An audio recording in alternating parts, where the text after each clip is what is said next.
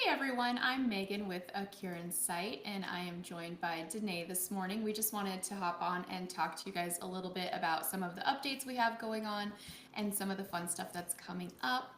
So, for November, it's Men's Health Month, and you may have heard that referred to as Movember. So, we're going to do kind of something a little different and a little exciting this month. We're going to do some podcasts that relate to men's health, but we're going to do them all live, which we haven't really done before. We've done live, but not podcast live. So initially, they'll be live, they'll be on YouTube and Facebook, and then a bit later on, we'll have them edited and released across the audio platforms like Apple and Spotify, where you get your podcast. But the videos will come out live, which is pretty exciting. So we're excited to do something a little bit new and a little bit different. And then, Danae, are you ready for Scottsdale? Yes. Okay, so those of you guys who came out to the Scottsdale 5K, it was fantastic. We had such a good show of people. It was really crazy and fun, and just a lot of people came out. We had a lot of people end up getting kind of sick at like the last minute, so that was unfortunate.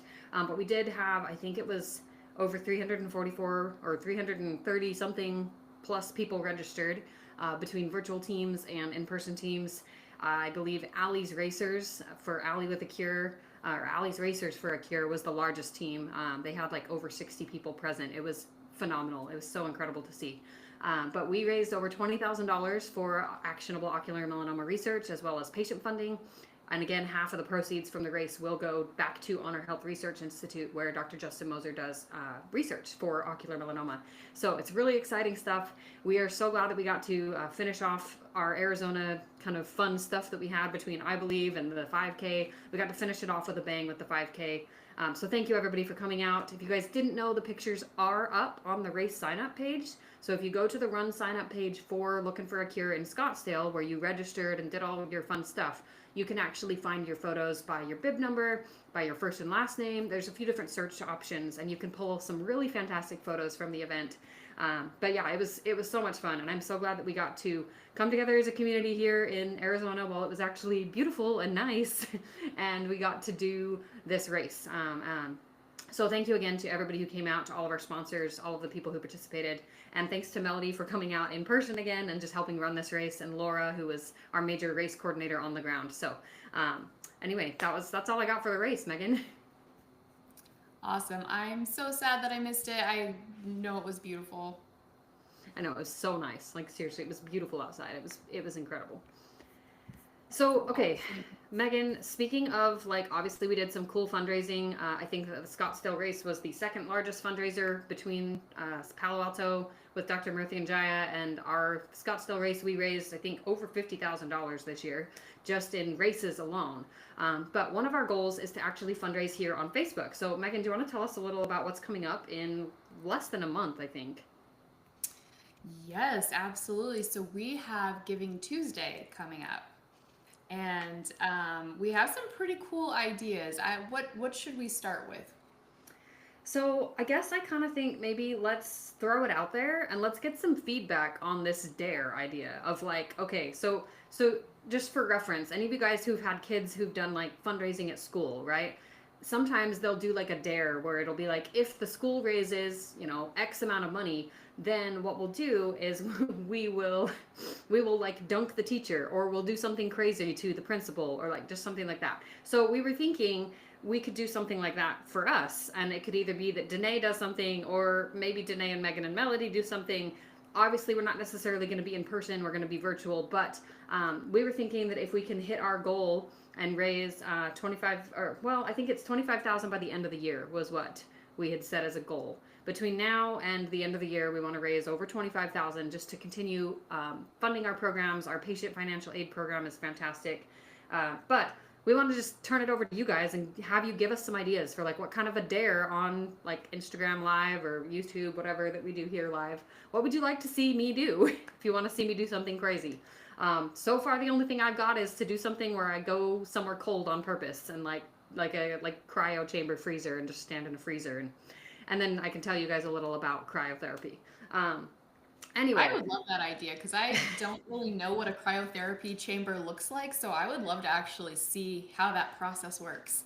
Well, and it's a little confusing because if you Google cryotherapy, a lot of stuff comes up. And because there is like cryotherapy that they use for like skin toning and like kind of like liposuction, but it's not that kind of cryotherapy. That's not what I'm talking about.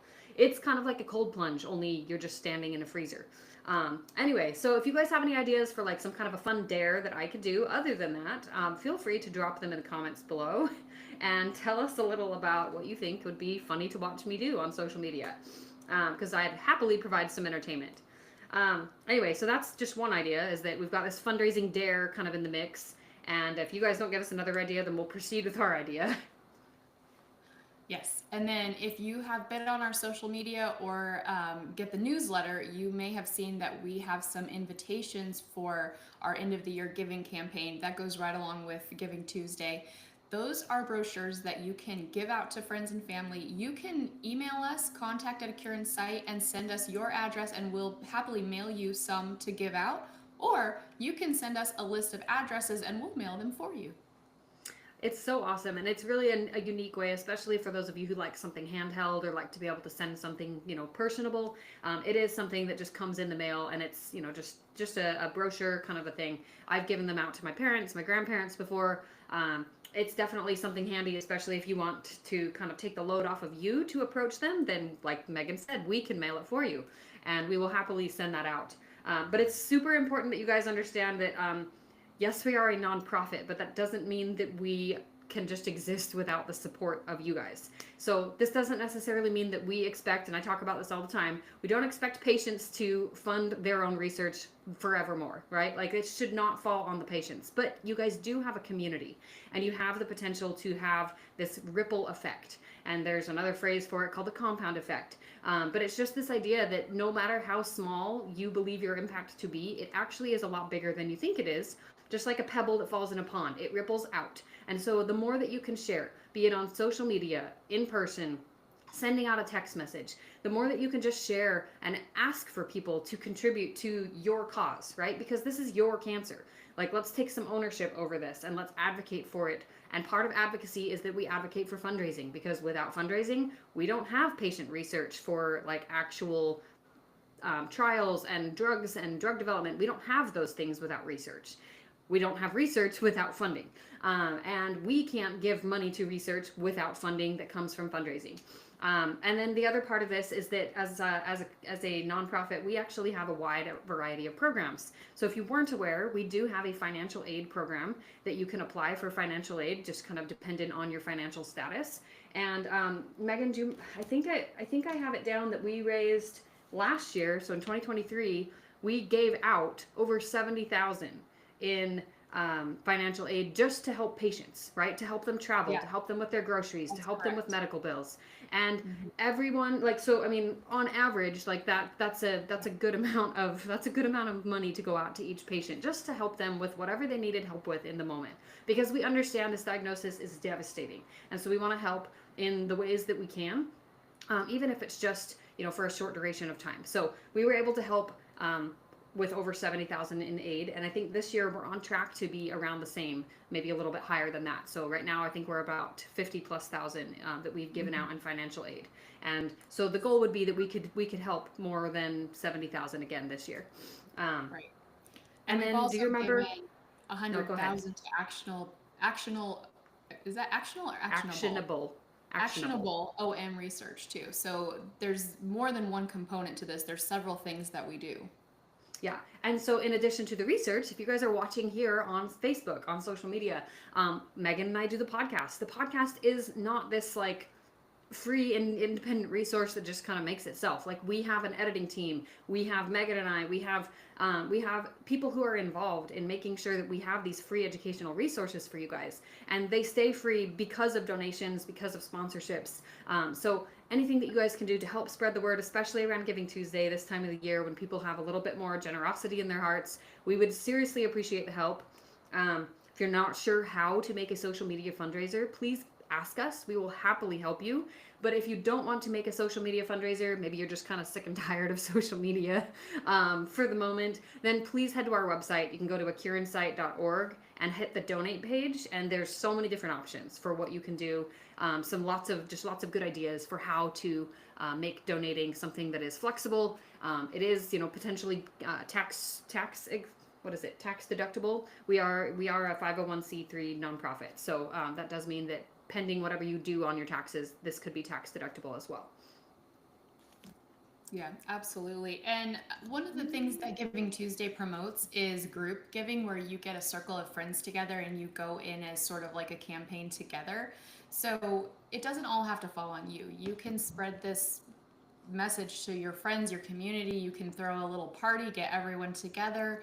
There's a lot of ways you can kind of hit this where you're not just coming out of pocket, but you're kind of rallying your troops to support your cause.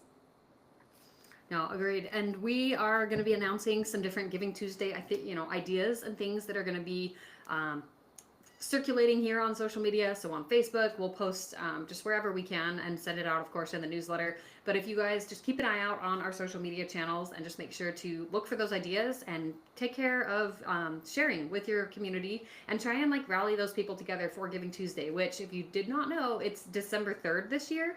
It's actually not in November. Normally it's in November, but we have a late Thanksgiving to deal with this year. So December 3rd is Giving Tuesday, and Megan is going to be sharing some different things on social media.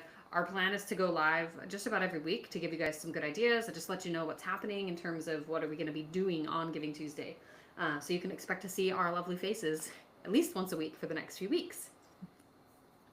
Yes, and we're really excited about it because we like connecting with you guys and we like hopping on here. And we love it when you guys leave us comments and tell us what you want to know, what you want to hear about. Any kind of input is greatly appreciated in general, but especially with Giving Tuesday.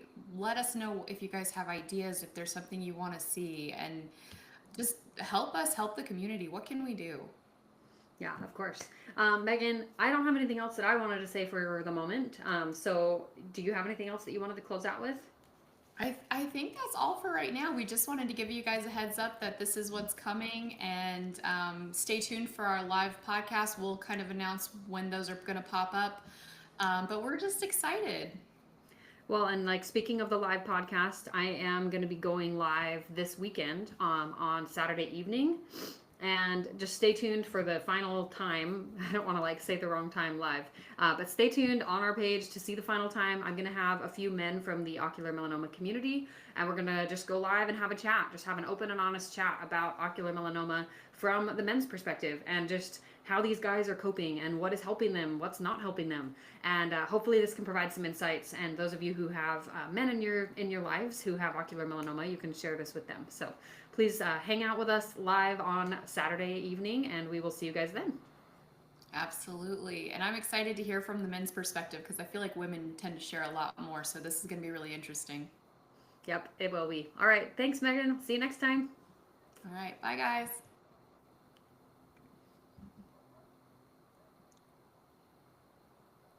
Okay, it stopped.